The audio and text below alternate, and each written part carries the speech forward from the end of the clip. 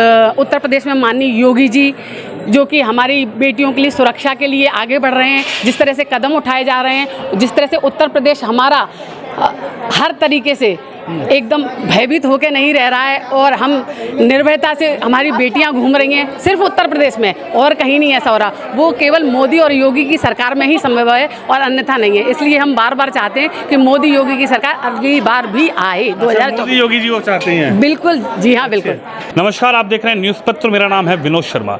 देश आज़ादी का 75वां अमृत महोत्सव मना रहा है, लेकिन अमृत महोत्सव आज़ादी का जो मनाया जा रहा है, सबसे बड़ी बात यह है कि आखिर ये आज़ादी का अमृत महोत्सव इसलिए हम मना रहे हैं क्योंकि इस आज़ादी को हासिल करने में कई लोगों का बलिदान रहा है।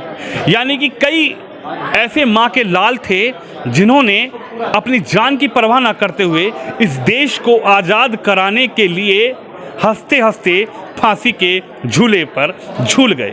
संस्कृत मंत्रालय की तरफ से आज़ादी का अमृत महोत्सव तो मनाया ही जा रहा है भारत सरकार की तरफ से, लेकिन संस्कृत मंत्रालय कहीं ना कहीं क्रांति तीर्थ भी मना रहा है। और मैं इस वक्त मथुरा ज़िले में मौजूद हूं और मेरे साथ कुछ महिलाएं हैं और यहां पर भी एक क्रांति तीर्थ जो है उसी का एक विषय में एक प्रोग्राम किया गया था और कई तरीके के यहां पर नाट्य रूपांतरण किए गए थे, जिसके जरिए दिखाया गया था कि उस वक्त जब देश आज़ाद हुआ नहीं था तो किस तरीके से हमारे क्रांतिकारियों ने देश को आज़ाद कराने के लिए अपनी प्राणों की जो है न्यौछावर देश के लिए कर दिए। मैं पहले आपसे बात करना चाहूँगा, आप एक माँ हैं, आप एक महिला हैं, क्या सोचती हैं? आप भी देख रही थी वो प्ले, मैं भी देख रहा था। पूरा देश आज आज़ाद तो है, आज़ाद सांस भी ले रहा है, लेकिन क्या आप समझती हैं कि जिस माँ ने 9 महीने पेट में रखा हो भगत सिंह को और भगत सिंह को जब फांसी के झूले पर लटकना पड़ा हो देश को आज़ाद कराने के लिए, कितनी पीड़ा हुई होगी उस माँ को? पहले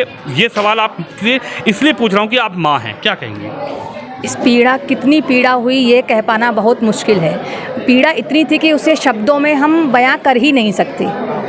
कितनी पीड़ा थी कि अधिक थी, कि कितनी उसका मापदंड कोई हो ही नहीं सकता। असहनीय पीड़ा थी और कितनी कहें, समुद्र से गहराई ज़्यादा थी, आसमान से ऊंचाई ज़्यादा थी, ये शब्द भी उसके लिए कम है। लेकिन उस समय जो समय चल रहा था जब हम गुलाम थे, देश हमारा गुलाम था, आज़ादी की लड़ाई चल रही थी, तो सबके हृदय में ये था कि किसी भी कीमत पर हमें आज़ादी मिले, हम स्वतंत्र हों, हमारा देश आज़ाद हो, हम खुली स्वतंत्र हवा में हम सांस लें। तो इस जज्बे के साथ, क्योंकि इतना जुनून था उस समय, हमारे सर पर जुनून था आज़ादी का कि हम अपनी पीड़ाओं को भूल चुके थे। हर माँ अपनी पीड़ा भूल चुकी थी। सब अपने प्राणों को न्यौछावर करने पर आतुर थे कि किसी भी तरह से, किसी भी कीमत पर हमें आज़ादी मिले। लेकिन जो पीड़ा उन माँओं ने सही होगी उसका वर्णन करना तो संभव ही नहीं है। लेकिन सवाल ये है कि आज तो हम दो आज़ादी का अमृत महोत्सव मना रहे हैं, देश आज़ाद है, आप भी स्वतंत्र हैं, हम भी स्वतंत्र हैं, लेकिन क्या कभी किसी ने सोचा था कि उन लोगों को याद किया जाए, उनके परिवार को याद किया जाए? लेकिन संस्कृत मंत्रालय और भारत सरकार, प्रधानमंत्री मोदी की एक ऐसी योजना कि भाई उन परिवारों को हम याद करें जिन्होंने देश की आज़ादी के लिए अपने प्राण न्यौछावर कर दिए। इसको आप कैसे देखती हैं? आज़ादी के अमृत महोत्सव में क्रांति तीर्थ मनाया जा रहा है। ये बहुत ही सराहनीय प्रयास है और बहुत अच्छा कदम है कि भारत सरकार ने ये कदम उठाया कि क्रांति तीर्थ एक कार्यक्रम के माध्यम से हम सभी क्रांतिकारियों को नमन करें, याद करें उनको। और इसमें विशेष बात ये है कि इसमें हम जो हमारे भूले बिसरे क्रांतिकारी थे, जिनका कहीं नाम नहीं आया, उनको हम ढूंढ कर ला रहे हैं। इस कार्यक्रम के तहत संस्कृति मंत्रालय और हमारे मथुरा नगर की संस्कार भारती संस्था है, मथुरा नगर के जो भी शहीद हुए थे, जिनका कहीं नाम नहीं, जो बेनामी के अंधेरों में खो गए थे, उनको हमने खोजा और उन्हें लाकर हम लोग ला रहे हैं और समाज के सामने ला रहे हैं, उनका सम्मान कर रहे हैं और भी जगह जगह बहुत से कार्यक्रम कर रहे हैं, जिससे हमारे आने वाली पीढ़ी में, हम सभी में, हमारे बच्चों में ये जज्बा आए कि हमें जो आज़ादी मिली है इतनी मुश्किलों से मिली है, बहुत ही प्राण गए हैं, बहुत ही जानें गई हैं, बहुत सी माँओं ने बहुत अधिक पीड़ा सही है। तो हमें इस आज़ादी को सहेज कर रखना है, अपने संस्कारों को सहेज कर रखना है और इसको अक्षुण्ण बनाना है। और भारत को जो अखंड था, हम आज यह भी देखते हैं कि हमारा भारत जो अखंड था, जो बट गया, हम किस तरह से उसको अखंड बनाएं।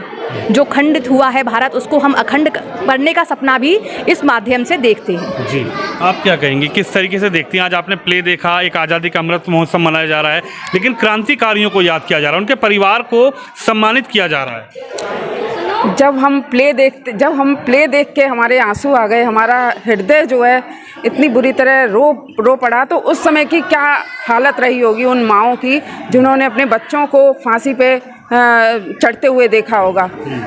और प्रधानमंत्री जी का ये सराहनीय कार्य कि जिन क्रांतिवीरों को हम नहीं जानते थे उनको भी हम जानने लगे हैं, क्योंकि जो छोटे छोटे प्ले द्वारा, छोटे छोटे कार्यक्रमों द्वारा हम उन वीरों को जानने लगे। सकता हूँ कि एक ऐसा प्रोजेक्ट लेकर आया संस्कृत मंत्रालय, भारत सरकार, कि ये हमेशा हमेशा के लिए हमें याद रहेगा। 26 जनवरी 15 अगस्त को तो हम याद करते ही हैं, लेकिन ऐसे गुमनाम चेहरे, ऐसे गुमनाम नाम जिन्होंने देश की आज़ादी के लिए अपने प्राण न्यौछावर। बहुत ही सराहनीय कार्य है ये क्रांतितीर्थ कार्यक्रम, क्योंकि हमारे वीर जवानों ने जो भी स्वतंत्रता सेनानी रहे, उन्होंने हमारे देश को आज़ाद कराने के लिए अपने प्राण न्यौछावर किए और अपने घर कुर्बान किए और बहुत सारी कुर्बानियाँ भी दी। लेकिन अगर हम उनको नमन ना करें, उनको श्रद्धा सुमन ना चढ़ाएं, तो ये हमारे लिए भी बेहद ही शर्मनाक बात रहेगी, क्योंकि उन्होंने हमारा भविष्य सुधारने के लिए ही अपनी जानें दी हैं। आज हम जिस आज़ाद भारत में जी रहे हैं वो उन्हीं की कुर्बानियों की बदौलत ही है, वरना हम उस आज़ाद भारत में रहते नहीं। क्या कहेंगे प्रधानमंत्री मोदी, इधर आइए, प्रधानमंत्री मोदी के लिए क्या कहेंगी? में रहते हुए हमने बहुत ही अच्छा महसूस किया है, जो पिछले 70 सालों में महसूस नहीं किया। और आजकल जैसे कि बेटी पढ़ाओ बेटी बचाओ, और उत्तर प्रदेश में माननीय योगी जी जो कि हमारी बेटियों के लिए सुरक्षा के लिए आगे बढ़ रहे हैं, जिस तरह से कदम उठाए जा रहे हैं, जिस तरह से उत्तर प्रदेश हमारा हर तरीके से एकदम भयभीत होकर नहीं रह रहा है, और हम निर्भयता से हमारी बेटियां घूम रही हैं सिर्फ उत्तर प्रदेश में, और कहीं नहीं ऐसा हो रहा। वो केवल मोदी और योगी की सरकार में ही संभव है और अन्यथा नहीं है। इसलिए हम बार बार चाहते हैं कि मोदी योगी की सरकार अगली बार भी आए। 2024 मोदी योगी जी वो चाहते हैं? बिल्कुल, जी हाँ, बिल्कुल। क्या कहेंगी? ये तो मोदी योगी की जोड़ी को चाह रही हैं, आप भी चाहते हैं मोदी योगी की जोड़ी? लगता है 2024 में किस तरीके से जो सरकार काम कर रही है, संस्कृत मंत्रालय काम कर रहा है, क्रांति तीर्थ मनाया जा रहा है, तीर्थ स्थलों पर लोगों को भेजा जा रहा है, आप मानती हैं 2024 के चुनाव से पहले कि जनता 24 में मोदी को चुनेगी, अब की बार नकारेगी? मैं इस क्रांति तीर्थ के माध्यम से ये कहना चाहती हूँ, तीर्थ यानी कि जहाँ पर कि हम श्रद्धा से शीश नवाते हैं उनको हम तीर्थ कहते हैं, और क्रांति तीर्थ जहाँ पर कि आज़ादी की अलग जगह बहुत से ऐसे जो क्रांतिवीर थे जिन्हों की नींव के पत्थर बन गए, उन नींव के पत्थरों को मोदी जी ने एक नई पहचान दी, एक नया आयाम दिया है, और हम अपनी संस्कृति, अपनी धरोहर आगे आने वाली जनरेशन को बता पाएँ, उनको सिखा पाएँ कि हमारे देश में ऐसे ऐसे रणबांकुरे रहे और उन्होंने अपने कैसे जान कुर्बान कर दी अपनी आज़ादी के लिए।